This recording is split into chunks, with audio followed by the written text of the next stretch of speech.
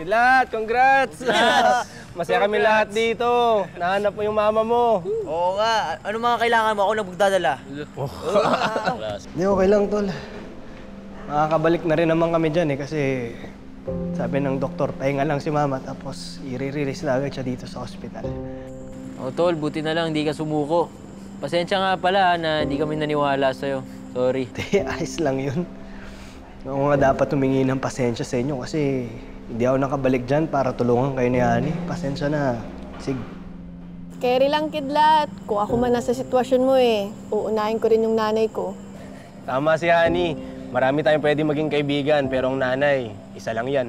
Mga tol, salamat pala sa inyo kasi kung hindi nyo ako tinulungan maghanap kay mama, hindi ko makikita yung nanay ko Lahat ng yun, kukwento ko sa kanya pag ayos na siya. Matutuwa yun na nakakita ako ng mga tunay na kaibigan katulad niya. Nakakatawa no? Kahit papaano, sa isa sa atin, may nanay pa. Alam naman natin kung anong pakiramdam mawala ng nanay. Swerte talaga, nahanap mo si Aling Maing. Oo, Tol, kaya umasa ka na poprotektahan namin si Aling Maing sa mga Victor, di ba? Oo naman. Dadalay mo. Salamat mga tol.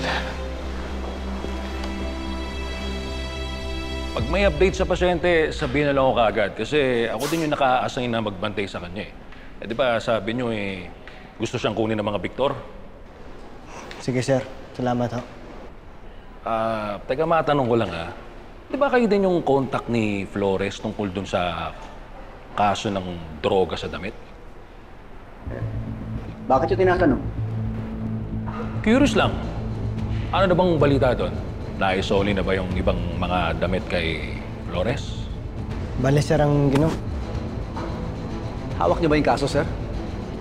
Hindi, bakit? Ganon. Bakit niyo tanongin si Flores? Total, magkasama kayong dalawa sa trabaho. Ayos ba, sir? Oo naman. Sa kanya na lang ako makikibalita. O, paano? Mukhang magdamagang pagbabantay yung gagawin natin dito Magkakape muna ako.